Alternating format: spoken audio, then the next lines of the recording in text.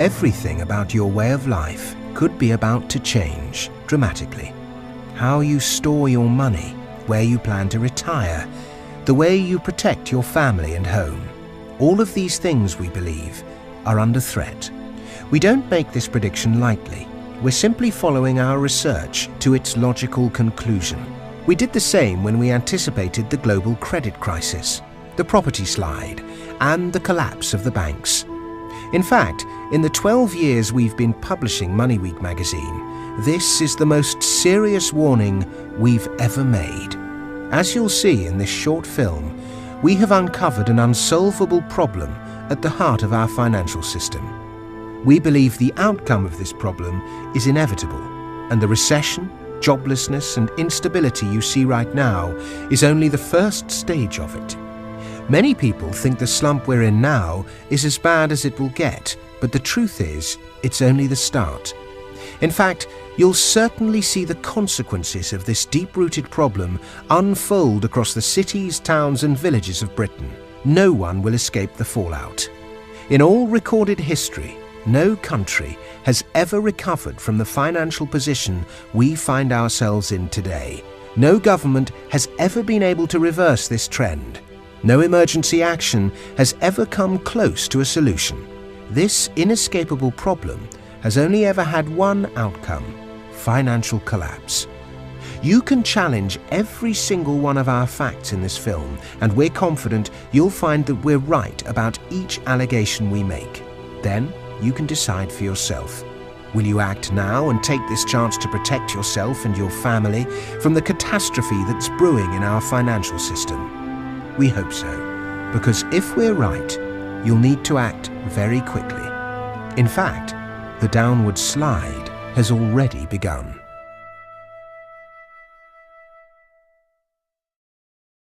Britain is about to be flattened by a tidal wave of debt.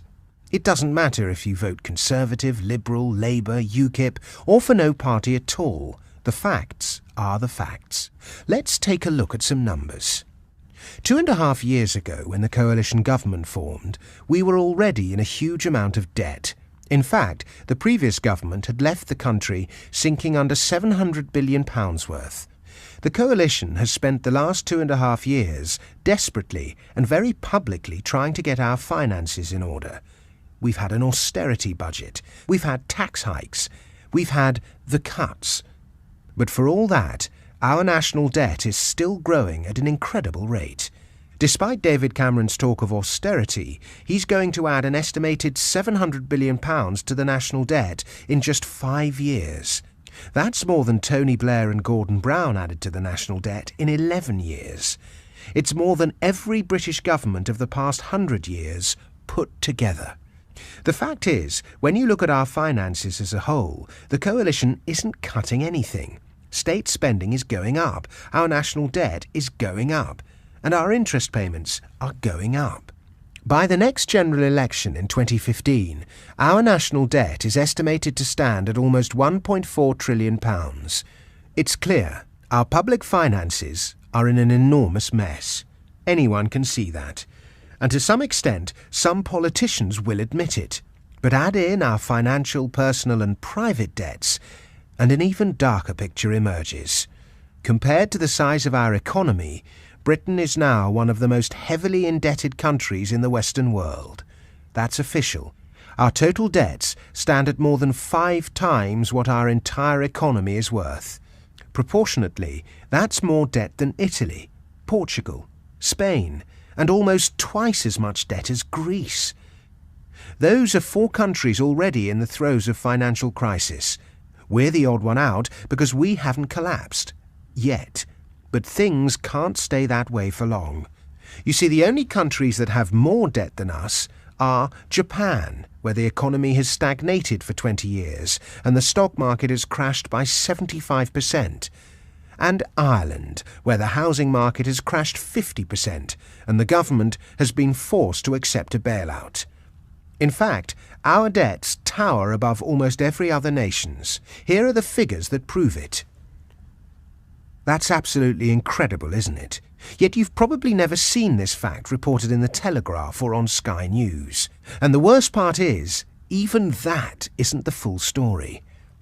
Because when you add in all of Britain's unfunded obligations, promises the government has made on things like public sector pensions, our debts swell to 900% of our economy. That's right. When you add everything up, we owe 9 times what our entire economy is worth. Our political leaders still like to see Britain as a world power. But let's not delude ourselves. It's clear to see we're totally broke. It doesn't matter which set of figures you use or which way you look at Britain's debts. We're merely talking about different shades of disaster here. A country can either pay back its debts or it can't, and it's very clear to us that Britain can't. But how did we get here? After all, we were once the richest and most powerful nation on earth. What happened to all of our money?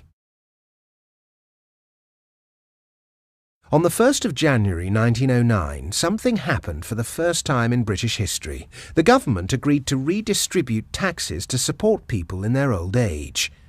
On that day, more than any other, the modern welfare state began, in earnest. The rules were simple. Men aged 70 and above could claim between 2 and 5 shillings per week from the government. But for all the positive press and good feeling, the government wasn't really making that big a financial commitment, because back then the average working man could only expect to live to 48 years of age. That's the equivalent of offering someone a pension today, but only when they reach the ripe old age of 115. So the idea of rewarding anyone who made it to 70 with a handout from the public purse seemed perfectly fair, and more importantly for the government, cheap. It was a perfectly workable policy, but few politicians realised that they were setting in motion a sequence of events that would inevitably lead to the crisis Britain faces now. And let's not forget, at the beginning of the 20th century, Britain still had a booming overseas empire. It had yet to fight in the cripplingly expensive First World War. The economy was on a seemingly permanent upward trajectory. And the idea that Britain could face any kind of decline, financial or otherwise, had not yet entered mainstream thinking. We could afford to pay for a welfare state, so why shouldn't we implement it? But there was one problem. Now the welfare state had started, no one had any idea where it would stop, or whether it could actually be stopped if it became unaffordable. We'd created a trap for ourselves, then stepped right into it. It wasn't until the Second World War was finally over that the welfare state really began to grow. Welfare was seen as a major part of winning the peace, keeping the forces of socialism and fascism at bay. Of course, politicians soon realised welfare wasn't just a tool to win the peace. It was also incredibly effective at winning votes too. This same scenario came to be repeated across the world, in the USA, Japan, and across Europe. Seemingly limitless economic growth and prosperity allowed politicians to make an essentially unlimited promise. The government promised to look after you from cradle to grave. This single powerful idea gave government the license to swell to a size unimaginable just half a century earlier. The promises got bigger, and so did the cost. In just a few short years, the size of the welfare state grew almost uncontrollably in a flurry of new laws. There was the Butler Act, which reformed schooling, the Family Allowance Act, the National Insurance Act, the National Health Act. The list went on. The problem was, this all came with a nasty side effect. It was immensely expensive. Everyone assumed we'd be able to pay for it forever, but they were wrong. Politicians found themselves totally and utterly caught in this trap. Any attempt to reduce the size of the welfare state was met with often violent resistance in the form of strikes and protests. Or the party trying to cut back, to do the sensible thing, was simply voted out of power. After all, an ever-growing proportion of the population now benefited from the welfare state in one way or another. The safety net couldn't just be pulled away. The government would forever be saddled with an expense that could only grow. And grow it did. Since public pensions were first introduced, average life expectancy has grown from 48 to 80, a 67% increase.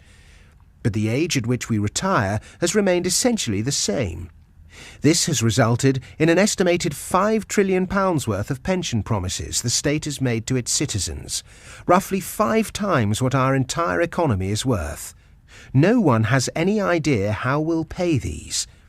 The recent attempts by the government to change the retirement age don't go anywhere near solving the problem. As people have lived longer, the strain on the NHS, the demand for medication, more doctors, nurses and other staff, as well as a skyrocketing cost of caring for the elderly, has pushed our finances to breaking point. In fact, as state spending has grown, so has the cost of running the welfare system itself. For instance, the state employs 500,000 civil servants. To put that into perspective, during the height of the British Empire, when Britain ran a quarter of the planet, the state employed just 4,000 civil servants. If you're in any doubt just how out of control state spending has become, simply take a look at this. As you can see, spending has exploded in a way no one could have imagined 100 years ago. With the idea of welfare being such a vote winner, no government could take the bull by the horns and cut it back, not in any meaningful way. They could fiddle round the edges and save a few pennies here and there, but as population grew larger and lived longer, all they could really do was sit back and let a future generation sort it out. And now it's come down to us. In 2012, for example, the government spent roughly £120 billion more than it collects in taxes. In a situation like this, when you spend more than you earn, there's only one way of paying for it: by borrowing money. That alone is bad enough, but remember, we also have to service our debts, to pay interest on a pile of debt that's mounting ever higher, debt that we'll never pay back. So a vicious cycle was set in motion. Politicians realised that to remain in office, they needed to make bigger promises, call for bigger reforms, and ultimately borrow more and more money. This addiction to debt has spread into every corner of British society. Banks, businesses, the ordinary man on the street. These days they all carry a great weight of debt. Debt has become normal. Want a holiday? Pay for it on credit. Want a new crowd-pleasing cut in taxes? Fund it with debt. To put it bluntly, our politicians, so-called educated people who were meant to be looking after our interests, acted like teenagers with their first credit card, all to win votes. If the UK had been a business or an individual, we'd have been declared bankrupt by now. We'd have been forced to sell our business premises or our home and would have been housed in a run-down flat long ago. We are broke. We have been for a long time. But very soon, it will really hit home. So what's different about today? Why can't the government just keep giving us more and take on more debt to pay for it? That's worked for 100 years. Why won't it work now? The answer to that is simple. The explosion of government spending and government debt has mostly come in the past 30 years, and during that time it's been easy and cheap for the government to borrow money. You see, interest rates on the government's debt have been steadily falling for 30 years. Here, let us show you. In 1982, Margaret Thatcher's government had to pay 15% to borrow money for 3 years. This came in the form of a bond, a gilt. Anyone with money, be it a rich country or a pension fund, could invest in the bonds and receive 15% interest in return. But over time, the government's borrowing costs have fallen dramatically.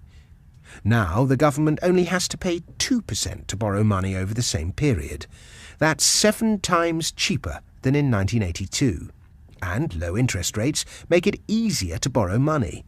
Debt has been getting steadily cheaper for 3 decades. That has allowed the government to borrow more and more money without having to face the consequences. But these good times are about to come to an end.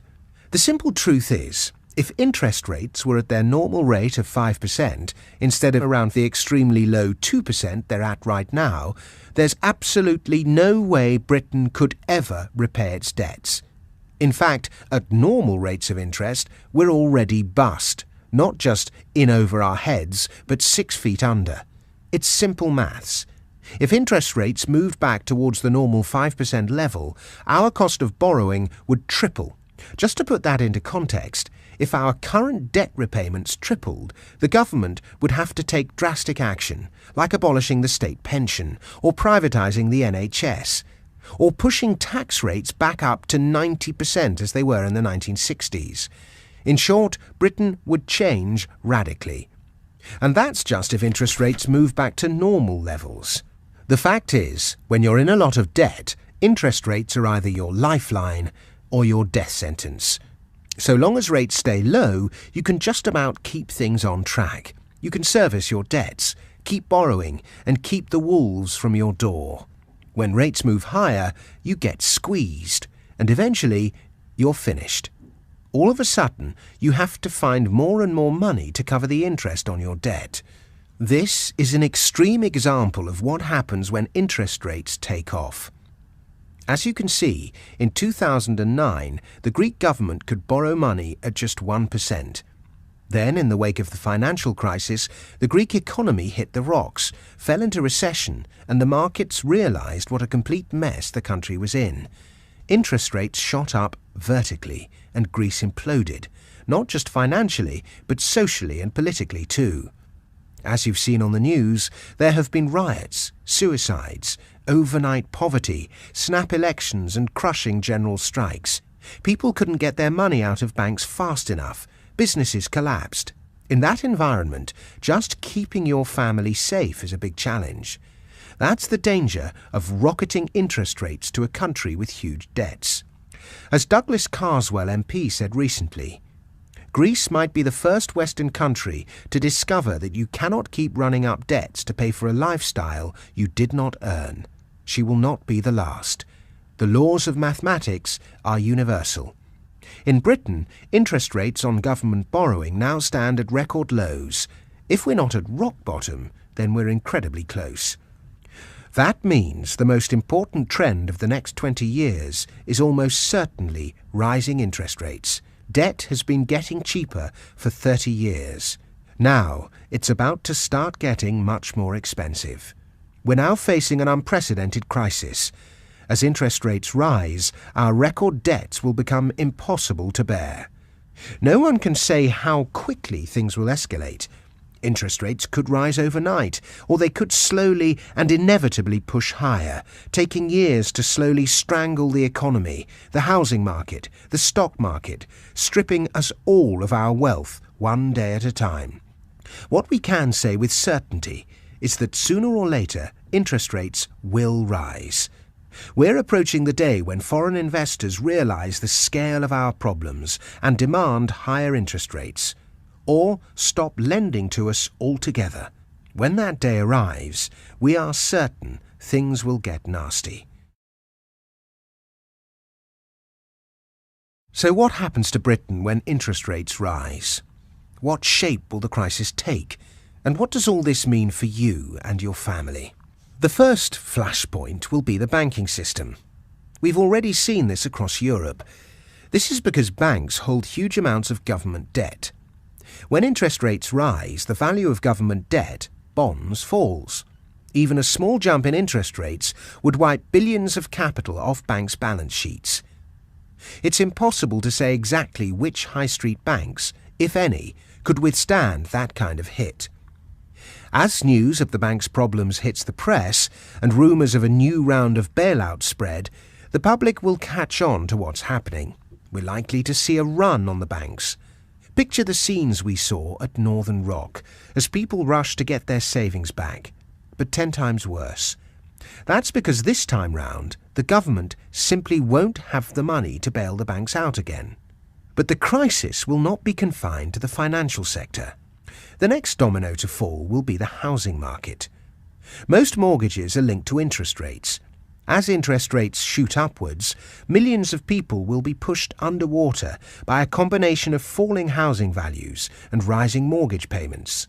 But that isn't all. When a financial system ceases to function, the social fabric begins to fray. We're not simply talking about shares falling or house prices dropping, which is devastating enough.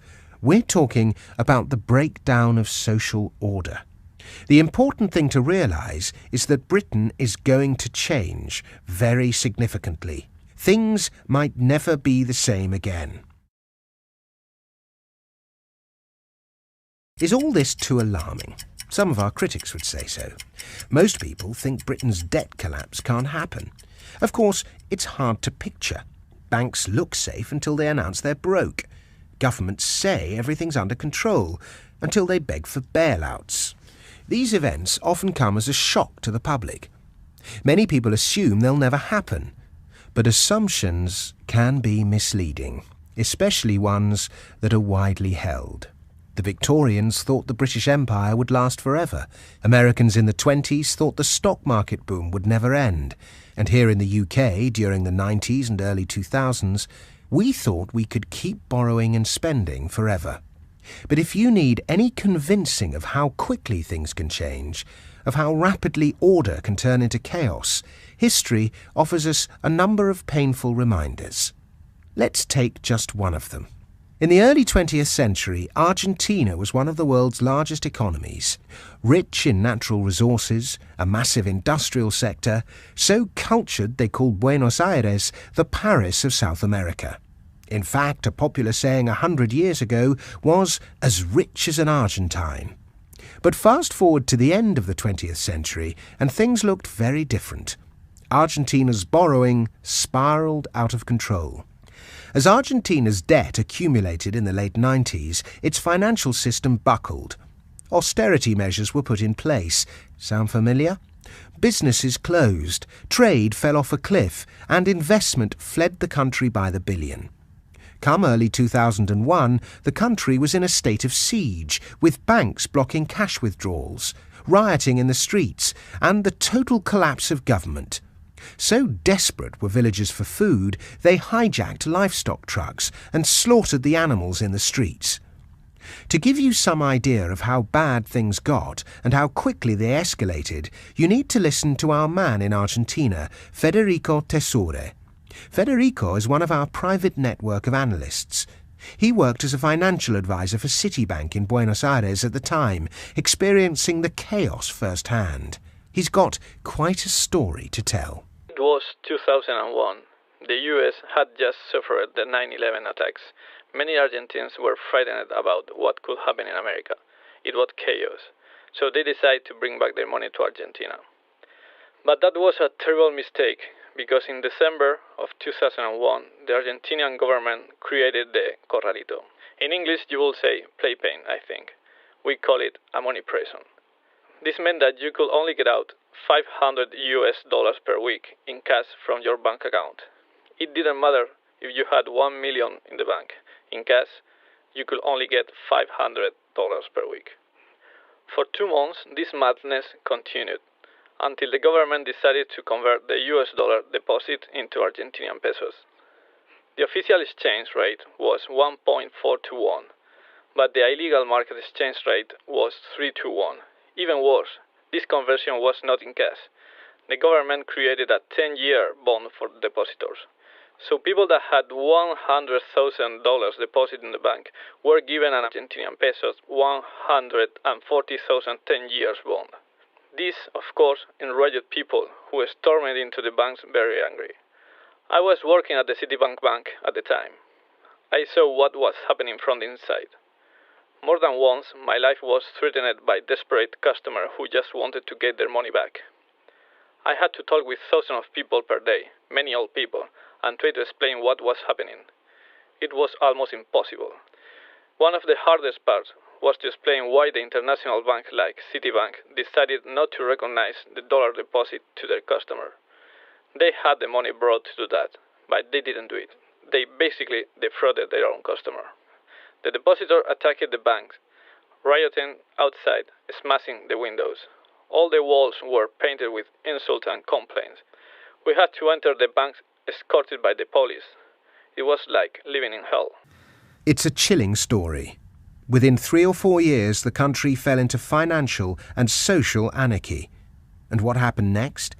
Well, Argentina wasn't crossed off the map, it still exists, but 12 years on, it's barely recovered. Conditions for many honest, hard-working people are simply terrible. They're still trying to understand what happened to their tattered country. The government has raided public pensions, the stock market is depressed, and the global market steers well clear of Argentine bonds. It's not complicated. Once your country has imploded and trust in systems and institutions has evaporated, investment stays away for decades. Regular Argentines now hoard gold. Endless government scams and corruption have made them suspicious and distrustful, and a culture of short-termism pervades. But that's Argentina, right? A crazy South American country full of impulsive hotheads and corrupt politicians. That could never happen here in Britain. That could never happen to us. Really? Anyone around 50 years old will know that we've had our own taste of financial and social collapse in the relatively near past. Around 40 years ago, Britain entered its own lost decade of economic chaos. Back in the 1970s, inflation ate into cash savings at a rate of 28%. Yes, 28%. It seemed like every time you turned your back, bank savings lost more of their value. Every single day, you became a little poorer. The FTSE 30 entered the worst bear market in history, falling 73% between 1973 and 1974. Even gilts, our so-called safe haven, collapsed as interest rates went sky high. Rising interest rates buckled the financial system. But it went deeper than that. The speed of social breakdown was frightening. The general strike meant dead bodies went unburied as gravediggers joined the picket line. Stinking piles of rubbish rotted on the streets, towering inside Leicester Square. Those lucky enough to have jobs had to swallow huge wage cuts during the infamous 3-day week. Shoppers scoured supermarket shelves by torchlight during blackouts. That's not to mention the violent civil unrest, where thousands of the unemployed and strikers clashed with the police. For millions of people trying to keep their hard-earned money secure, it was a nightmare. As the top rate of income tax peaked at 83% in 1974, foreign investment steered away from Britain as if it were an island colony of lepers. We were the sick man of Europe. Property and banking crises meant that people's lives changed dramatically for the worse. Jobs were lost. Family businesses closed. People had to dig deep into their savings just to make ends meet. The country was brought to its knees. So when we're talking about financial emergencies, don't be under any illusions. It can happen here in Britain, just as it can happen anywhere, given the right conditions. In 1976, humiliated, the UK government had to be rescued by the International Monetary Fund, with Jim Callaghan going cap in hand to beg for a huge bailout. Humbled, he delivered what was meant to be a wake-up call for the British financial and political system. We used to think you could spend your way out of recession and increase employment by boosting government spending. I tell you, that option no longer exists, and so far as it ever did exist, it only worked on each occasion by injecting a bigger dose of inflation into the economy, followed by a higher level of unemployment as the next step. These words are amongst the most important ever uttered in the history of modern British politics. Unfortunately, almost everyone has forgotten them. For a left-wing Prime Minister to admit that too much state spending is dangerous should have marked a big turning point in our history. But of course it didn't, as this chart so aptly illustrates. In the 1970s, the spend-borrow-spend experiment should have ended. It should have been our wake-up call, but we just kept on spending. So long as interest rates kept going down, there was always a way to put off the pain, a reason to borrow more, a justification for not balancing the books. But the day of reckoning is approaching. When? Well, we can't say exactly. It might be a long, slow, drawn-out process that drains your wealth over the next decade. Or this time next year, the financial system could be breaking apart. It's impossible to say. But we think that savers and investors who are not aware of the full risks and who fail to protect themselves will suffer the most. The vast majority of people here in Britain will have no idea what action to take as they watch their wealth and financial security drain away, out of reach, perhaps forever. The important question for you is, when this happens, will you know what to do? When these events unfold, very few people will have any idea how to respond. Most will see the assets they've worked all their life to secure begin to lose value rapidly. It won't matter if you have £5,000 in the bank or £500,000. It won't matter if you own a 5-bedroom house in Esher or a 1-bedroom flat in Croydon. This crisis will lay waste to the wealth of anyone who isn't prepared for it. The most horrible feeling will be the loss of control and the confusion. Desperate to take some sort of action, many people will feel pressured into making investments that could blow up in their faces. The cost of making the wrong move with your money over the next few years could be lasting. What if your money is trapped in one of the banks that collapse? What if your invested wealth is stuck in one of the companies most likely to crash? This is about knowing what you can do with your money if the worst of the crisis unfolds. Our intention is not to be melodramatic. But if events unravel as we expect, thousands of people will lose a lot of what they have, and they won't be able to do a thing about it. By the time most people have pieced it all together, or the true significance of this information makes the headline news in the financial press, it will be too late. And that's why so many people could get caught out and lose so much money. It's essential you prepare for these events. You can't rely on mainstream commentators to help you. So who do you listen to?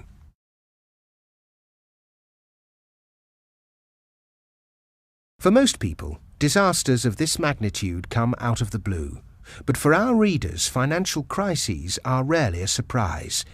Often we spot these dangers approaching, as we have this one, and give our readers time to prepare. For more than a decade, MoneyWeek has been sharing its insights with private investors. We have helped steer them away from dangerous areas of the market into profitable ones. In short, we have a track record of getting many of these things right. We gave a warning to steer clear of British banks as early as 2005. But when they crashed in 2007, a lot of Britons still had their money tied up in banking shares, and they lost a lot of it. Let's take another example, property. In October 2006, both the FT and Telegraph were singing property's praises. But we saw things differently. Our research told us the market had dangerously topped out. Our message was loud and clear. Get out of property now.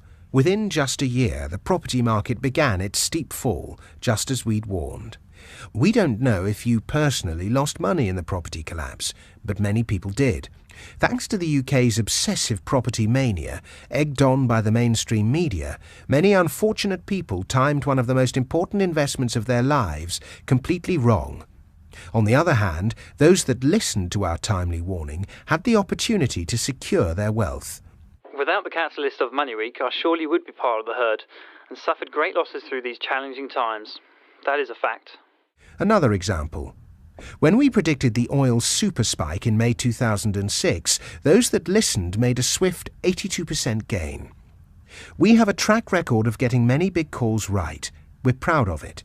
It's what makes us confident and serious about the job we do here at MoneyWeek, providing crucial and lucrative insight on the markets. This is simply a note of thanks to you and your staff in providing publication that has personally guided me into safer financial waters during this time of uncertainty. Throughout 2007, we repeatedly warned our readers to ditch the FTSE, while the mainstream commentators, with great confidence, wrongly reassured investors there was nothing to worry about. The FTSE giants have nothing to fear. Telegraph, 29th of July 2007. Once again, our team saw which way the wind was blowing. Here comes the crunch. MoneyWeek, 27th of July 2007. And right before the colossal crash of 2008, we issued a stark warning. The credit carnage is far from over. Our readers had the time to get out and avoid the pain felt by thousands of investors. I have to hand it to you. You have forecast everything during the downturn, and none of this is vaguely a surprise to you.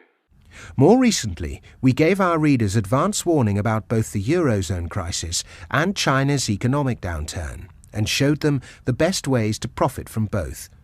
Our message right now is that we believe Britain is entering a long, downward cycle, one that's likely to be punctuated by a devastating financial and even social collapse.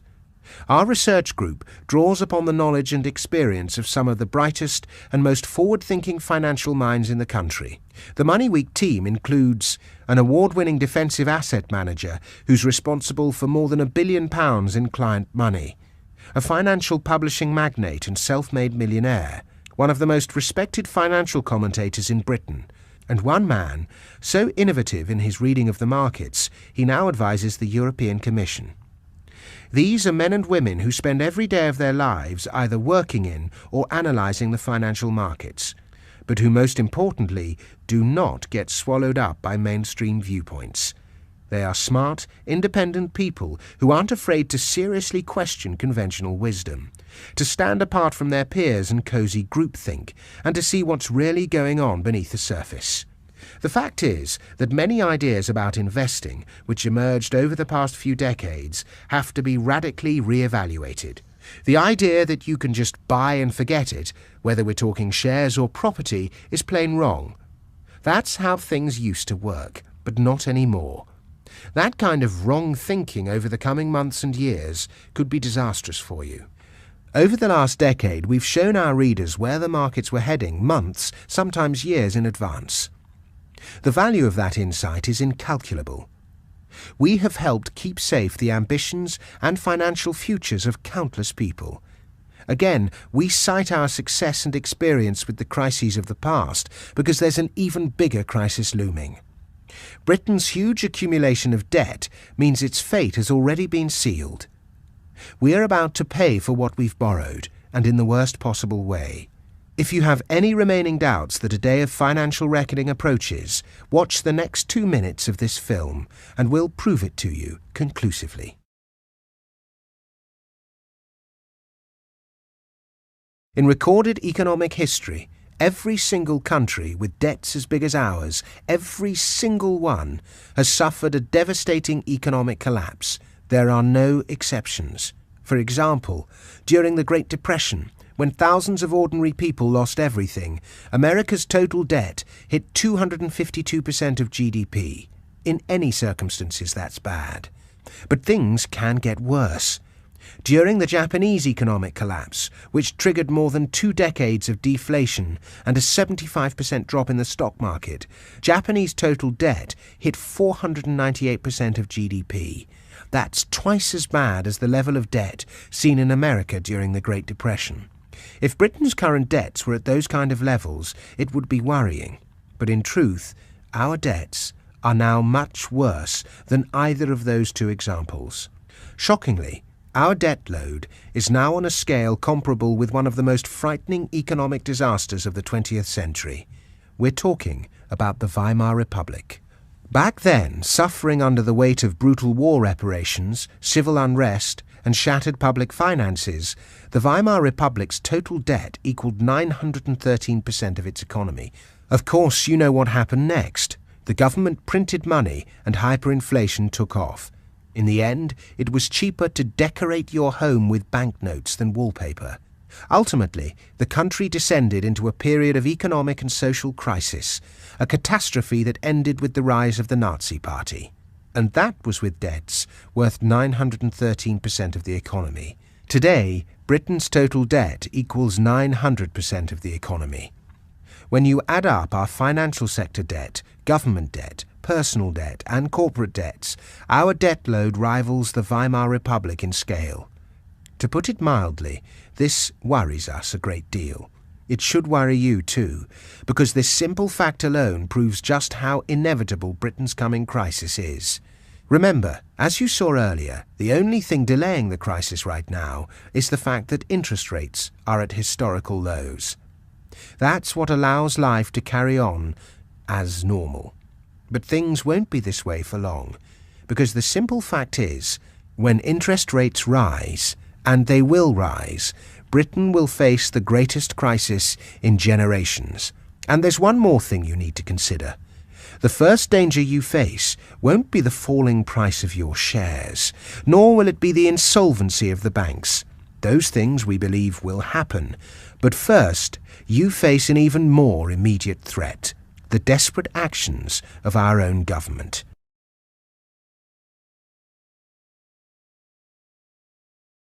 There is nothing the government can do to solve the debt crisis. Better people than David Cameron and George Osborne have tried to get out of similar crises in the past and failed. As you have seen, the hole we've dug for ourselves is simply too big to ever fill back in. But that won't stop politicians making a series of bad decisions to fight the inevitable while they're still in power. They must be seen to be doing something, and that's bad news for you. As the crisis deepens, panic will take hold.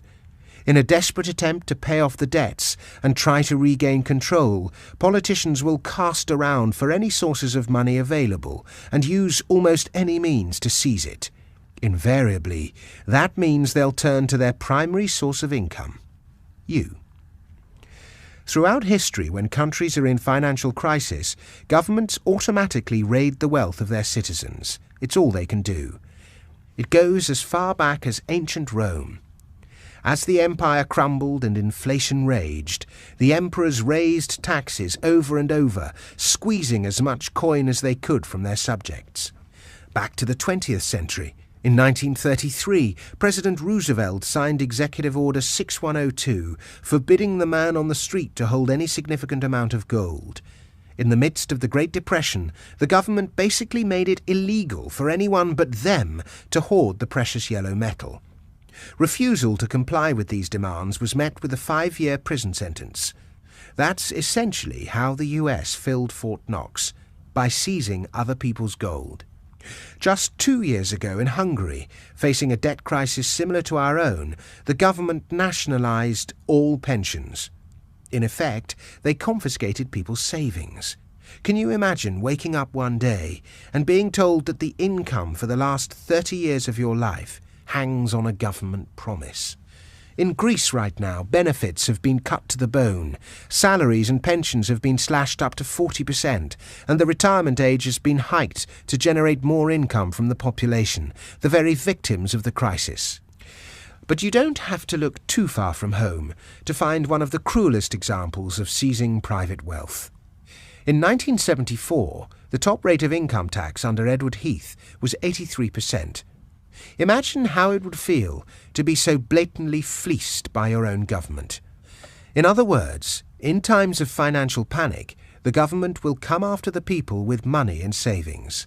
If you're someone who's worked hard, been responsible, considered the future, thought about your family, planned for your old age, and built up savings and some wealth, you are the prime target. The government and financial authorities will never admit this, of course. They will never announce or admit to these confiscation policies. In fact, their official statements are designed to conceal it. And yet, in the end, their actions and the new controls they implement will undermine some of the core principles of the British way of life. The protection of private property, individual freedom, the rule of law, clear limitations on the role of the state, or, to put it colloquially, an Englishman's home is his castle. It's not just your home that will come under threat, it's your money, and the outcome could be very uncomfortable indeed. Just imagine the following situations. Your spending money limited. You set off to take a brief holiday on the Mediterranean. As you go through security at the airport, you're asked to reveal how much money you have on you. You take out your wallet. Anything over £500 is confiscated. And you can't use your credit cards overseas. Your investments restricted. You come across an interesting investment idea that involves buying a foreign share. You open up your online stockbroking account and search for it. Instead of the usual ticker code and information, all that appears is an error message. Sorry, but overseas shares are no longer available. A dividend super tax. You decide to review your investments and look through your latest pension and broker statements. To your dismay, you find that the dividend income you expected is much, much lower than usual. You notice a small note at the bottom of the statement. It says, dividend income is now subject to additional dividend control tax at 25%. Your pension downgraded. You're watching the 10 o'clock news when the newsreader calmly announces the Chancellor of the Exchequer's latest policy. It's a bombshell. In 3 months' time, all private pensions will be nationalised, in the national interest, and the government will take control of all pension provision.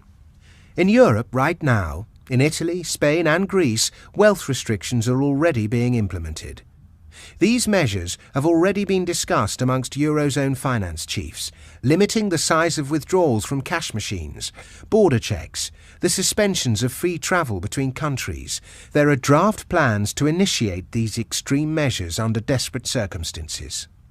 Considering the UK has one of the largest debt-to-GDP ratios on the planet, how long will it be before your money is seized by our cash-strapped government? Will it be when interest rates creep up 1%? 2%? It's impossible to predict exactly. Unfortunately, you cannot stop the government taking this course of action. Even worse, these measures will primarily be aimed at people exactly like you. People who have worked hard, saved their money and paid their taxes. There may be resistance, even mass protests. But if things get bad enough, we think capital controls will be put in place once again. Remember how Britain got into this dangerous situation in the first place. The enormous cost of welfare started spiralling. We had to borrow hundreds of billions to service it. We had to pay interest on that borrowing. The debt has grown and grown. Soon the rates of interest could rocket. At that point, the government cannot function. And very soon we believe they will target you and your wealth to pay for everything. But that doesn't mean you have to just sit there and accept it. In a moment, we'll show you a special wealth preservation report that outlines investments you can make right now to help keep your money out of the government's grasp. How soon do you need to make them? That's up to you, of course. But ask yourself, do you want to risk making them too late, before the real crisis even hits, before the banks buckle and the stock market hits record lows? The government could have a stranglehold on your wealth. Our advice is simple. Don't let that happen. Let our research group show you precisely how to respond. Click on the link appearing below and let MoneyWeek show you some simple, practical ways to defend your wealth against these threats. We'll immediately send you an urgent